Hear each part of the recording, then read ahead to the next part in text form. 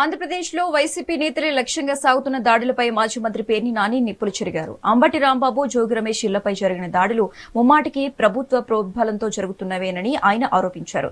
YS జగన్ను రాజకీయంగా ఎదుర్కోలేకని TDP ఇలాంటి అరాచకాలకు పాల్పడుతుందని ధ్వజమెత్తారు. ఏపీలో సామాన్యుల ప్రాణాలకు ముప్పు పొంచి ఉందని తక్షణమే రాష్ట్రపతి పాలన విధించారని లేదా కేంద్ర బలగాలను పంపాలని పేర్ని నాని డిమాండ్ చేశారు.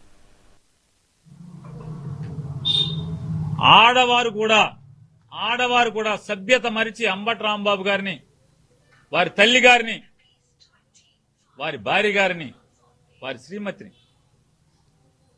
పచ్చిగా వినలేని భాషతో తిడతంటే ఏం చేస్తాడు? రాంబాబు కూడా మనిషే కదా, అంబటి రాంబాబు గారు మనిషే కదా. అయినా కూడా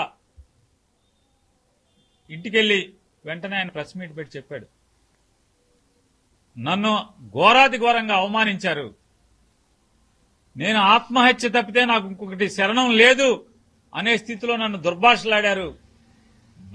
నడి బజార్లో పట్టపగలు నా తల్లిని, నన్ను, నా శ్రీమతిని అందరినీ దూషించారు. తట్టుకోలేక నేను వాళ్ళతో పాటు ఇది చేయించినటువంటి వారిని కూడా మాట జారి వచ్చి ఉండొచ్చు, అయినా కూడా తప్పే నాది, నేను విచారిస్తున్నాను.